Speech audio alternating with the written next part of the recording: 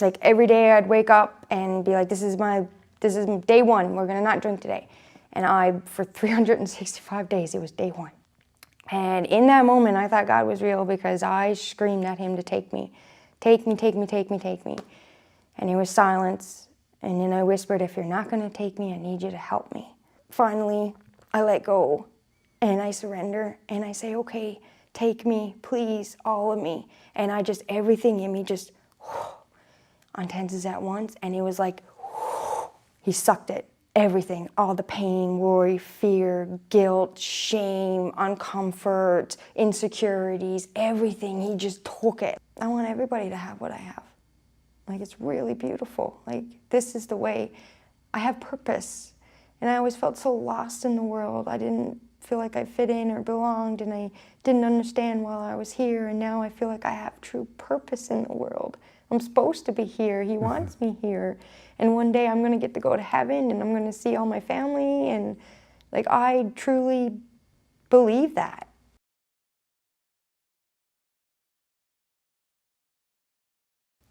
All right, Crystal, will you tell me your full name? Crystal Melissa Clark. Where are you from? I'm originally from Newfoundland. What year were you born? November 30th, 92. Can you tell me your story? Yes. Okay, so I always felt different. So when I was 7 years old, I have a lot of pain from my past. So when I was 7 years old, my mom and dad divorced, and I was sexually molested at 7 and 8. I moved around a lot and went to 9 different schools, and I was bullied at 8 of them. So I never felt like I fit into this world. I always carried this pain and uncomfort and shyness in me. I just felt different. And then at age 13, I started drinking and doing drugs.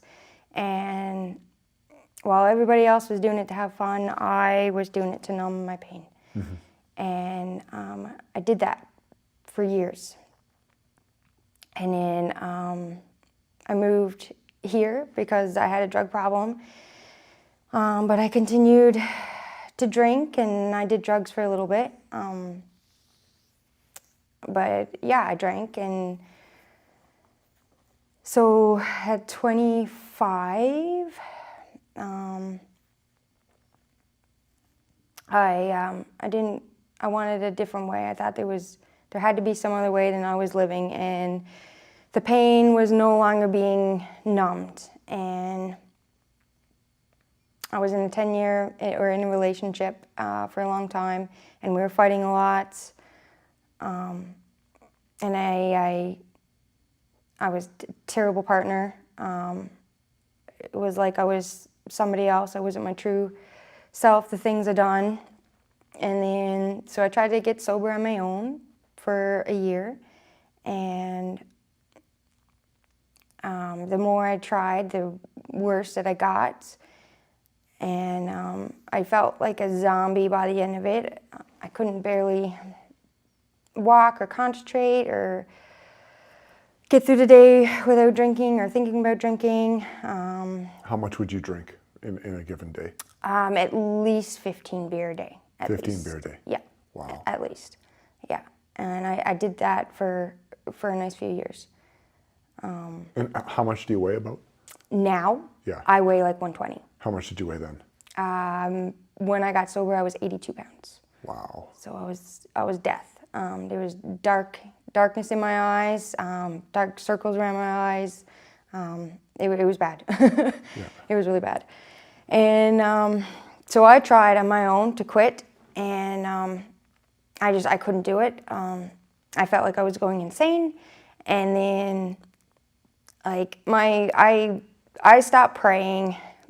This is important too. Like my grandparents, they believed, and my great-grandmother and my grandmother, they would take me to church as a little girl.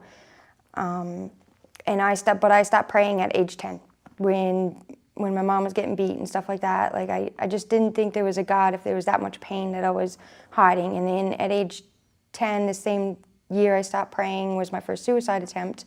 And I tried to drown myself in a tub, and my sister walked in and caught me. So I stopped believing in God. And growing up, the only peace that I ever felt was the ocean. Was being on an ocean with my grandfather. And being by the ocean.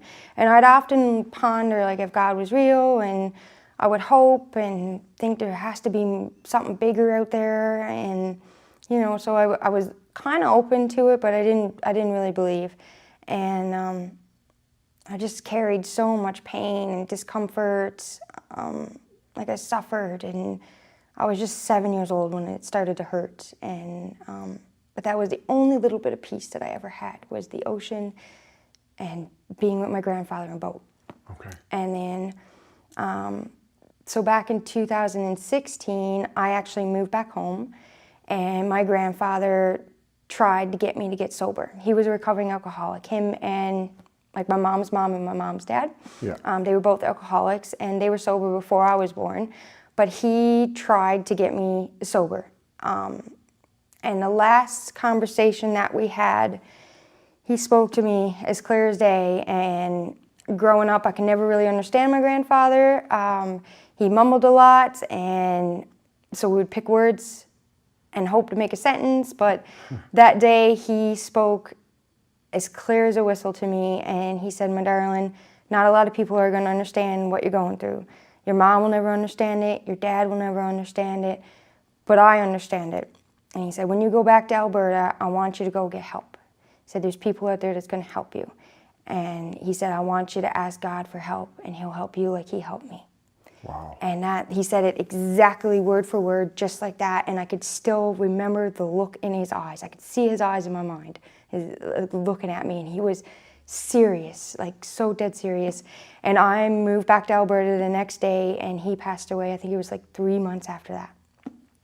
And at that point, like, I was just like, I lost the only person that understood me. And I continued to drink more and more.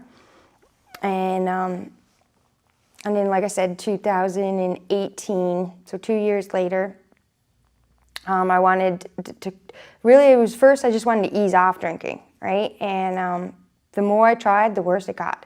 And I would just drink more.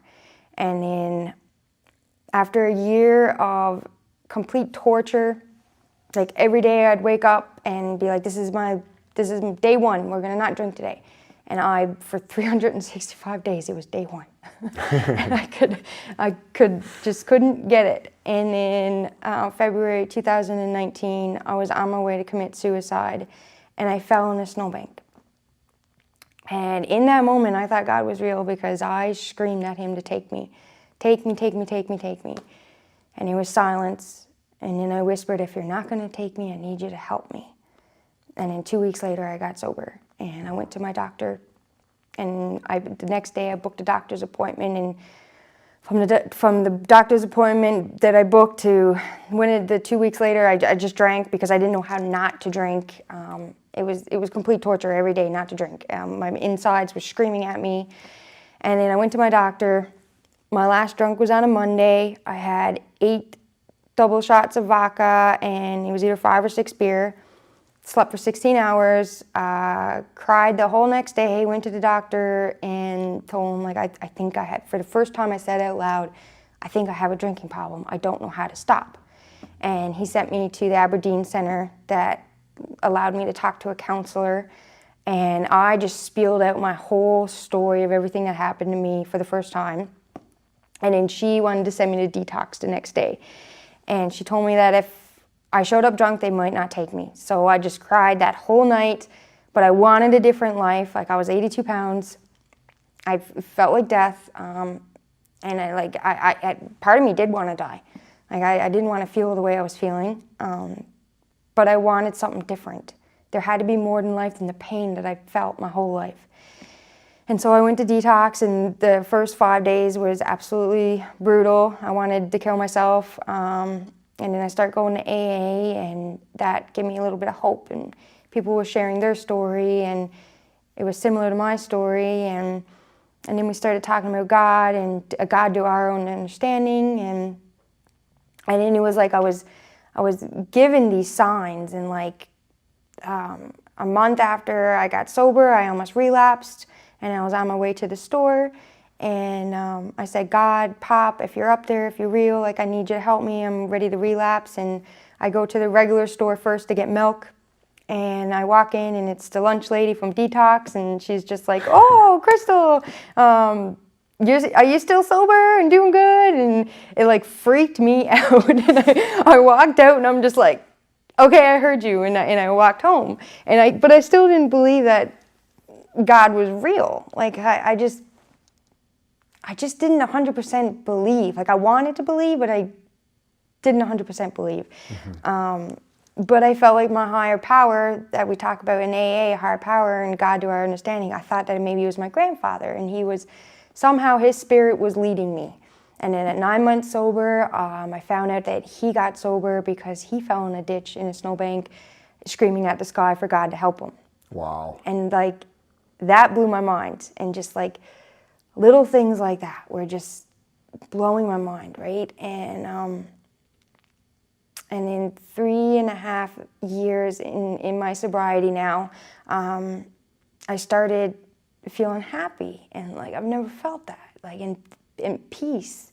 Like I started to feel what like those peaceful moments more and more. And like when I first got sober, I hated myself. I didn't think I was worthy of it. Like I just thought I was a really bad person, and I was just in so much pain. And so then I was given this new life, and things were getting clearer, and I was gaining weight, and I was becoming more healthy. And then 3 years into my sobriety, I tried quitting smoking. My grandfather always really wanted me to quit smoking. And day 3 or 4 after I quit smoking, I was outside, and I was freaking out because I really wanted to smoke. And I'm screaming at the sky. I'm like, okay, like you angry, like you wanted me to quit smoking, like I need your help here because like I'm ready to give up. And I go back in, and I walk past one of the tables, and the guy said Nelson. And when I looked, the guy Nelson, I looked at his watch, and my grandfather's name was Nelson, and the guy's watch was identical to my grandfather's. And it was like my grandfather was like right there nudging me, like, keep going, you're doing good. And so it was just like little signs like that kept me going. And and in sobriety, I always worried about my first birthday and my first Christmas and blah blah blah. And the day before my birthday, I got 9 months sober. It was my 9 months, and that's when I found out about my grandfather, about how he fell in the snowbank. And then at 10 months was on Boxing Day, was like just after Christmas. I just celebrated my first sober Christmas. So these little wins was keeping me going, right? And in 3.5 years in, so now we're at September 3rd, around there of last year, 2022. And me and my ex-fiance, we were fighting, and like we had very different views on the world, about how we thought about marriage. And and I always kind of wanted to raise my kids in a church. And not that I even still didn't believe then, but I felt like maybe my kids would be in a church. And so all like my moral values was being tested. And then for days I couldn't sleep and I couldn't eat. And so I get to work, it's on a Saturday, and I felt like I was leaning on somebody. I was so tired, so exhausted. Like I've never felt exhausted before. The whole week I was so stressed out. I didn't know what to do, if I was going to leave him or stay. He was the only person that really stuck by my side for this long, and I didn't want to leave him. I knew he loved me and I loved him. And but at the same time, like something didn't feel right. There was something that was off, and I was really stressed out, and I couldn't sleep. I would go in bed at night, and my mind would just race, and I couldn't sleep properly. And so I went to work on the Saturday, and that went on my break, and I ate like half a banana, 2 eggs, and 2 bacon. That's all I could get down in me. And then I go to rest my head down, and I'm just about to fall asleep, and somebody come and put their cup or something in front of me, and it jolted me. And now my whole body is like in this panic state, like just freaking out. Everything's crawling out of me. I'm screaming, I'm crying. My manager comes and he asks me, "Are you okay?" And I said, "No, no, no, no." He's like, "I'm gonna bring you outside." And I look at him, I'm like, "I think I'm having a panic attack."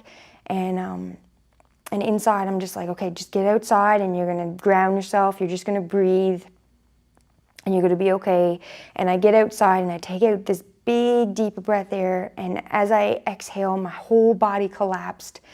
And my other manager, Mimi, caught me, and she literally came out of nowhere. And like I'm like this, and I'm shaking, and I'm crying, I'm screaming, I'm asking for help, and they're telling me, "You need to calm down," and like everything in me was like, "You've had enough. This is enough." Everything was coming up now, like my moral values, every pain that I ever felt in my life, the discomfort, it was all being reached to the surface. And like I am like shaking, my core is shaking, and I felt like I was dying. Like my whole being was snapping, every part of me. And they kept telling me, like, "You need to calm down." And I'm just like, I can't. And then the next thing I know, like I'm on the ground and I am begging and I'm shaking and I'm begging now for God, "If you're real, to help me now. Like, I need you now. Like, if this is, I need help." And they pick me up and they bring me into the banquet room, and I fall on the ground again, and they're asking me, "Who do you want?" And I say, "An ambulance," because I thought I was dying. And my manager is saying, "I don't want to call her an ambulance because they're going to sedate her and they're going to give her something and sedate her." And in my mind, because I could barely speak at this point. There's just words coming out. Yeah. And in my mind, I'm saying, "That's right, Mimi. That's not what I want." Yes, it's like Mimi's vouching for me now. Like I'm like, "Yes, that's right. That's not what I want." And Chris said, "Do you want Jordan?" And that's my ex. And I screamed. I'm like, "No, no, no, no, no," because this is like way deeper than just me and Jordan now. This goes to everything I ever went through. And like I was a yes person. I said yes to everything, whatever, even if it made me uncomfortable.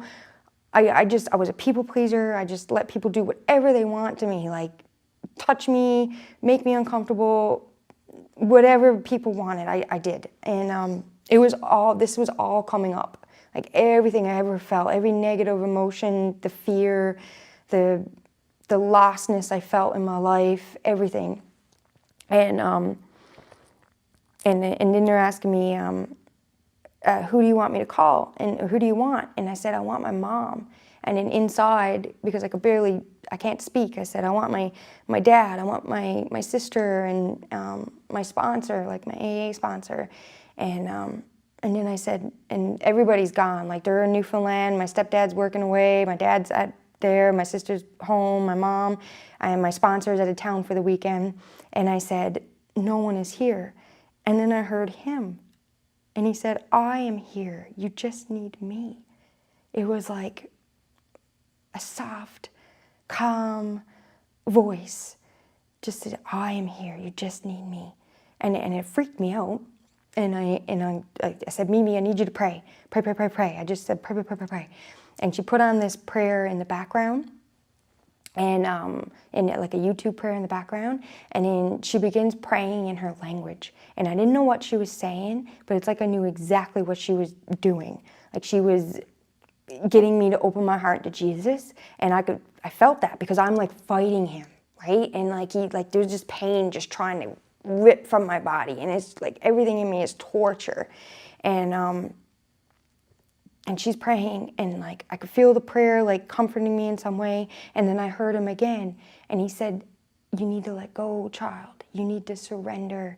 Like I'm gonna take it. I'm here. You just need to let go." And I'm like fighting him, like my whole body. And I swear, like there was angels in the room with me, and they were like holding my legs down, and like his right hand was on my right shoulder, and his left hand was on Mimi, and he was walking her through the prayer, and he had his hand on my shoulder, he had a hand on me, and like I could feel him ripping it, and I don't know why I felt like there was 5 angels, but I felt like there was 5 angels by me. Like I still don't know what that means today, but I just feel like there was 5 angels there, and they were holding my legs down, and the earth beneath me felt like it was shaking, like an earthquake, and and I'm still fighting him. Like, my whole body is fighting him. And then Mimi starts like splashing water on my head, and I think, oh right, I'm in my body. I'm here. I'm alive. That's right. And then like God is still saying, you need to let go, child. Let go. Surrender. And then now I'm just like, my body's not shaking as much, but like my insides, like it's not like this. It's now like kind of like this, and like the pain is just absolute torture. I can't even describe. Like, it was unreal pain coming out of me. And finally, I let go and I surrender and I say, okay, take me, please, all of me. And I just, everything in me just untenses at once. And it was like, he sucked it. Everything, all the pain, worry, fear, guilt, shame, uncomfort, insecurities, everything. He just took it. Like, he was just pulling it out now. And the more he was pulling it, it felt like the more I was giving myself to him, because it started to feel good. And then once it was all gone, this peace washed over me like I never felt before. This peace and this comfort and this love. And now I'm crying in like gratitude. I just feel so comforted and just like in complete awe. And I'm saying in my mind, like, you're really real and you're here. And then like the YouTube prayer in the background, it's answering me and it's saying, you've been in God's waiting room. Like, God was waiting for you. He wasn't going to wait for you after the pain. He was always going to walk you through it, right? And like, and then I was praising in my mind. I'm just like, yes, yes, for the first time in my life, like I understood praise. Yeah. And I was just like, thank you, thank you, thank you, thank you, right? And then I was able to calm down, and like, as I'm calming down, like doubts was coming in my mind, like, but what about marriage? And the YouTube prayer, it keeps answering me. As soon as questions would come up, like that, it was answering me immediately. Okay. It was really cool. And then I was it was calm, and I was okay. And then I was able to sleep for a little bit, and I slept for like maybe a couple hours, and then I woke up, and I never felt more awake in my whole life. Like, I woke up and I was just like, I know the truth. I know the truth. It's real. Like, heavens, angels, it's all real. It's true. And like, I felt like almost like a third eye was opening, like I was on a spiritual realm, or like I just felt new, like clear, shiny, new, pure, white, clear. I was me, 100% me. I didn't care what anybody else think of me anymore. God had me. God was right there. I knew it was him. And then I knew what I was supposed to do. And the next day, I went home that night, and I called my mom and dad and told them I'm okay, everything's going to be okay. And I knew exactly what I was supposed to do. And the next day, I went to work, and it was like I could see people for the very first time. Like, I look in their eyes, and I could see their souls. Wow. And I always had this thing with kids. I love kids so much, and I think it's because I don't want kids to hurt how I hurt when I was so little, and I want to protect them. And the innocence of children, like, it's true, like, because the world starts to get to them around like 5 and 6 years old, the darkness, the trauma, the everything. Like, before that, they're so innocent and pure and loving, and like, and that's how God sees us, right? Yeah. And I was at work, and I was going around this corner, and this little boy was hanging over the partition, and he looked at me, and he's like, hi, and I looked at him, and I was like, hi, and I came around, and I poured the parents coffee, and she's like, did he just say hi to you? And I was like, yeah. And she was like, he doesn't talk to like anybody. And I'm just like, I know. I knew, right? And I could see the hurt people had. Like, I could see dark, like some people were like really dark, and other people were just a little bit dark, and like they're hurt, right? And there was just like so many broken people in the world, but God is like trying so hard to get to us and heal us and stuff, right? And so that was Sunday, and I went home, and I ended the relationship with Jordan, and it was really hard that day on the Sunday, right? The next day that happened. No, you were 10 years together. Almost 10 years, 9.5 years together. Okay. So God came to me on the Saturday. Sunday, I went to work. I ended it with Jordan, and it was really hard. Cried the whole night. I still couldn't really sleep. I maybe slept like 3 hours that night, and but I felt God with me the whole day. He, like, whatever I needed, He had provided it for me. That night, I slept downstairs in the basement, and I said, God, like, I'm really, can you bring me some comfort? And not even a minute later, my cat came down and crawled right up on my chest. And I was like, I knew God brought me my cat. And usually my cat sleeps on my legs, but that time he slept on my chest, right? And so in the next morning, also too, on that Saturday, I woke up and Jordan was trying to talk to me, and I felt like all I needed to do was get to work that day. That was my task. I just needed to get to work. That's how I felt. Like, even though I should have called in because I was barely slept and I felt really bad, I just felt like my task was to get to work, and it was because I needed to get to work for that to happen. Okay. And then so Sunday I went to work, broke up with Jordan, and then Monday I opened the restaurant, and now like my exhaustion is really setting in. And from not sleeping? For not sleeping, it's been like almost a full week now, almost maybe like 5 or 6 days maybe we're on of not sleeping. And I felt like I was leaning on somebody. And I think God was like carrying me, like that footprints in the sand poem. Yeah. Like I felt like I was leaning on somebody, He was pushing me. I served a couple tables and it was really hard. Like I put all my focus on just like staying alert, because I felt like I was about to drop on my knees. And I went on my break, and this time I couldn't eat anything. I tried to eat 2 pieces of bacon, and it would just come right back up. And so I was like, I'm gonna rest my head, rest my eyes. And as soon as I put my head on my arm, my body started shaking. And I felt myself go into like a shock, and I could feel my body shutting down. And so I get up slowly and walk to the office. The office is just around the corner. I grabbed my manager's arm and I looked at him and I said, you need to call an ambulance now. I need medical care now. And like panic came in his eyes. I'm like, you guys are gonna be okay. You just need to call me an ambulance. And I sat on the floor and I'm trying to focus on my 5 senses to keep myself alert, because I'm like drifting off like this and I'm shaking, and I could like just feel myself going into like some kind of shock, and my chest is like sharp pain, hurting, and I'm starting to get terrified because I'm afraid if I shut my eyes I'm not going to wake back up, right? Mm-hmm. And so I could hear him calling an ambulance, and I'm holding on to his foot. I'm on the ground, I'm holding on to his foot, and I'm concentrating on what his foot feels like, and I'm concentrating on breathing. And it's like I could feel the ambulance getting closer and closer.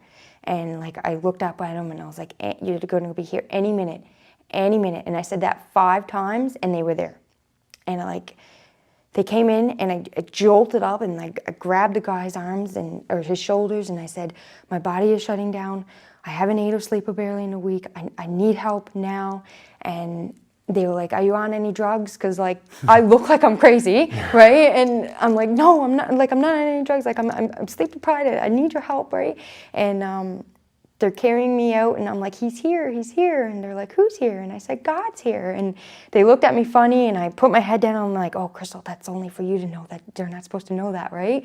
And so they bring me out, and they bring me out in the ambulance, and I think I collapsed at one point maybe by the door, and they pick me up, and I get in the ambulance, and I'm like, I'm shaking, I could barely stay alert, and I let go for just a second. I couldn't hold on any longer, and I let go, and everything went dark, and God was there. And I said, what are you doing? I said, you saved me, and now you're going to take me? And he said, no, my child. He said, I'm not going to take you. You have so much to do. You have to go back. And he said, when you go back, they're going to ask you questions, and you need to answer them. I said, okay, bring me back. And he said, okay. And I woke back up too. So I started shouting my answers at them, and it's like I knew, like my Alberta healthcare card number, I knew it off by heart. I could see it in my mind. And then they asked me, can you take an Ativan? And I asked God, like, is that okay? And he said yes. And I was like, yeah, that's okay. And they're asking me, do you see anything? I was like, nope. Like, you know, because I knew that it was that seeing God and hearing God was just for me to help get me through. And I knew that they were going to get me to the hospital safely. And they did. And when I got into in an emergency, I started crying, and I knew I was around medical equipment, so I knew I was going to be okay. And I was just like, I'm going to be okay, I'm going to be okay. And I said, we're all going to be okay. And then Trevor, the ambulance guy, he's like, what do you mean we're going to be okay? And I'm like, my 7-year-old, my 9-year-old, my 10-year-old, my 18, 19, 25, we're all going to be okay now, right? And I was like, I'm ready to share my story. And then I try to start sharing it to him, but I get super winded. And I'm like, you know what, I need rest. And so he left the room. And then I felt my grandfather there. And I swear he kissed my forehead and he told me, everything is going to be all right. You're going to be all right now, my darling. And I could feel him leave. It was like a whew, like he just left. And I know that he said that. I understand today he meant that I was going to be okay because I found God, because I had God now. I was in God's hands, that his work was done because he was with me for my whole sobriety and he led me to God, right? And then so I was able to sleep. And then I woke up and there was an empty chair beside me, and I said, God, I know you're with me spiritually, but can you send me someone physically? And then so I got up, I called the Denny's number, that's where I work, and got my manager to go on my phone, get my stepdad's number, who was working in Fort St. John, so it was a couple hours away. And I thought he was on his way, but it wasn't his Monday to come home, so I asked him, can you send me my Aunt Sandy? And my mom was on a 3-way call too, and she's like, I'll call all the family and see who can make it. I was like, no, Aunt Sandy's gonna come. I need Aunt Sandy. And she was like, I'll call. I was like, okay. And then I went back, I laid down, and I woke up to the nurse saying, daughter, and I knew instantly it was my stepdad on the phone. And he was coming to tell me my Aunt Sandy was on the way. Yeah. So I got on the phone, and he's like, Aunt Sandy's on the way. I said, I know. And I just knew, like I just knew. And then I went back to sleep, and then they woke me up again to bring me to my room. And my Aunt Sandy was there, and my Aunt Sandy's a believer. So I knew she would understand what I was going through, and that's why I wanted her.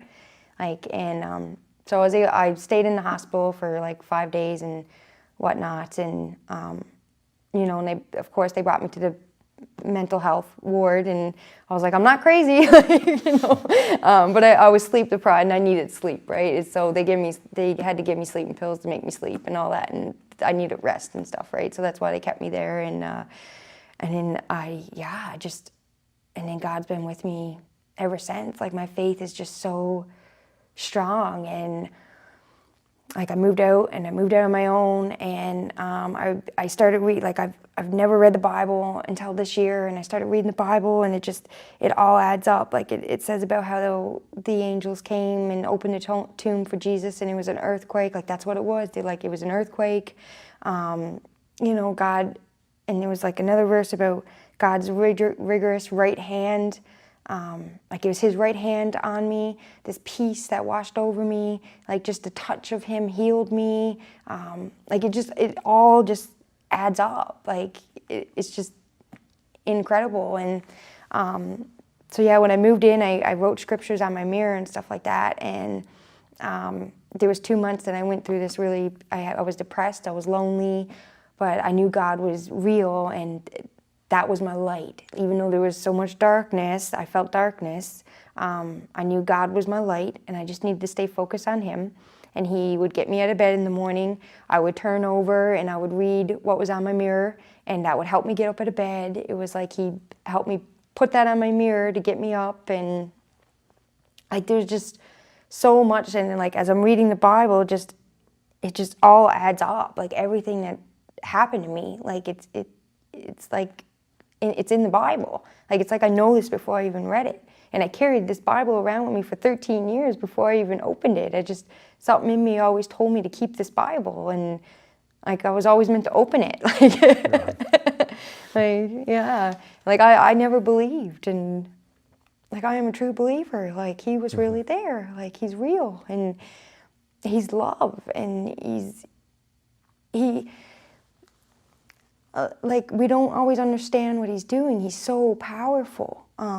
like to be in his presence, like my human body could barely stand it. Like, and like his voice was so gentle and soft and still, and it says something like that in the Bible about his stillness, his softness, and like, and he, you know, people will say like, oh, well, if there's a God, like, you know, we wouldn't have wars and blah, blah, blah, and, you know, he could heal the whole world, and he can heal the whole world, but I don't think that's what he wants. He wants us to go to him. Like, it's kind of like you're born into your family, and you have to love your family because they're family, and you love your family, right? Mm-hmm. But those people that you choose to be family, that you go to, like, it's different, right? Like, God wants us to love him, to go to him, right? To love him like that.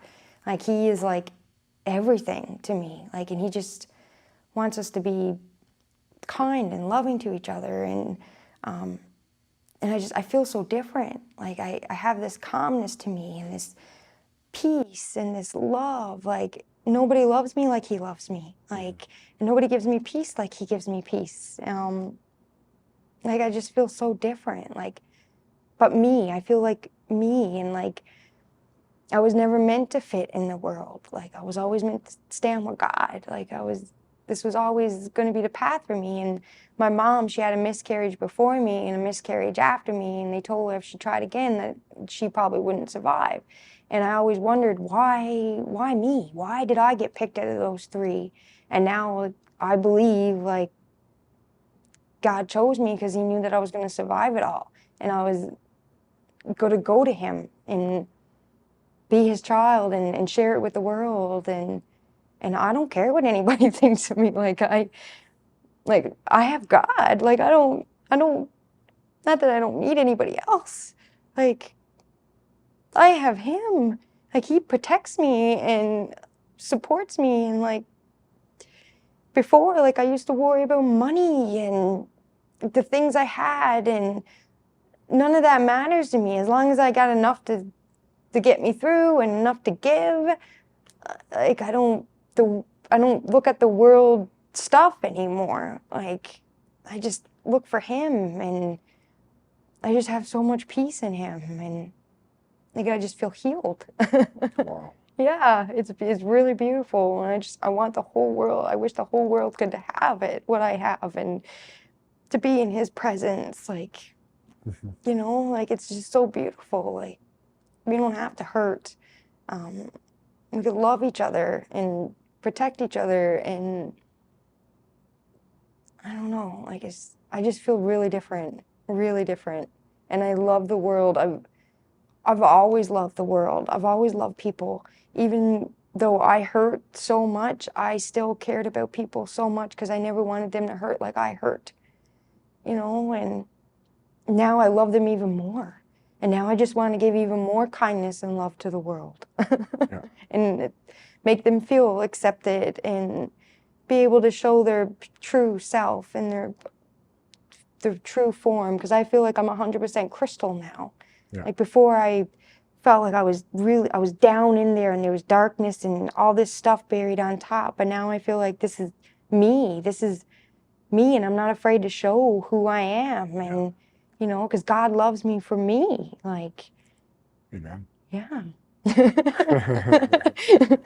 you have a favorite Bible verse? I have a few. So the first one I ever learned off by heart was Proverbs 3:5-6. Trust in the Lord with all your heart. Lean not on your own understanding. In all your ways acknowledge him, and he shall direct your paths. And that one is because I learned how to trust him 100%. Yeah. Because I didn't for so long. I didn't believe. Now I do believe. We definitely can't understand what God's doing because he is very complex. Humans can't understand what God is doing, right? But if I look to him, he's going to send me exactly where I go. If I obey him and what he wants me to do, I'm going to be protected, and I'm going to go exactly where I need to go. And he's going to, like, lead me in peace. And there's another one in Psalms about like leading you. Oh, Psalms 23, like the Lord is my shepherd, I have all I need. He leads me to rest in green meadows, and he leads me beside peaceful streams. He renews my strength. Like, even when I walk through the darkest valley, I will not be afraid, for you are close beside me. He's right there beside me always. He's always got a hand in my life now. Like I trust him and what he's going to do. And there's just so many, and like it all really like adds up. And every time I read the Bible, like I cry because I get it, and it makes sense for everything that I went through. And like if I'm going through something, if I'm feeling low and I start reading my Bible, it brings me to a page I need to hear exactly. It's like he's talking right to me, right? And it just all makes sense, like, and like John 15:27, I am leaving you with a gift, peace of mind and heart, and the peace I give is a gift the world cannot give, so don't be troubled or afraid. I never had peace in this world. I look for the world for so much. Like I've been on every high that you can imagine with drugs and everything else. Money and sex and drugs and alcohol. Everything the world could give me, it can't give me what God could give me. It can't give me that peace and comfort and love. And like, it's just amazing. Like, it's unreal. And like, what's this one? You have shown me the way of life. Will fill me with joy of your presence, right? Like, there's so many. There's so many. I received my message from no human source, and no one taught me. Instead, I received it by direct revelation from Jesus Christ. That is, I don't know how to say that. Galatians 1:12. Like, no human person told me any of this, and I just experienced it. And then I read it, and then I understand it. I believe this because I lived it first, right? And then I read it, and I'm just like, oh, it's confirmation. Like, that's what happened. Like. Wow. What do you think the future has for you? Or what do you think God has in your future? Well, I'm not perfect. I still have sin. So I think he still has a lot of work to do in me. But I know that he's going to protect me, and he only has what's his will. And it's way better than my will, because my will landed me up in a snowbank, almost dead, right? And that's why I trust him, because he, if I let him control my life, it leads me to peace and comfort and brings me blessings upon blessings. He gives me everything that I need, so I don't know what he has exactly. I just know that I trust him with it, and when he says no, it probably means I have something better for you. Yeah. Right? Like if something's taken away, it's probably like, this isn't meant for you, I have something better for you. Okay. And I just know that he has me, protects me, and he's teaching me, and I'm just trying to get better and be a better person and live how he wants me to live, and to give and to love, and to help people. Like, I want everybody to have what I have. Like, it's really beautiful. Like, this is the way I have purpose. And I always felt so lost in the world. I didn't feel like I fit in or belonged, and I didn't understand while I was here. And now I feel like I have true purpose in the world. I'm supposed to be here. He wants me here. And one day I'm going to get to go to heaven, and I'm going to see all my family. And like, I truly believe that. Like, and I didn't before. Wow. But he showed me. Mm-hmm. Thank you, Crystal. Thank you. That's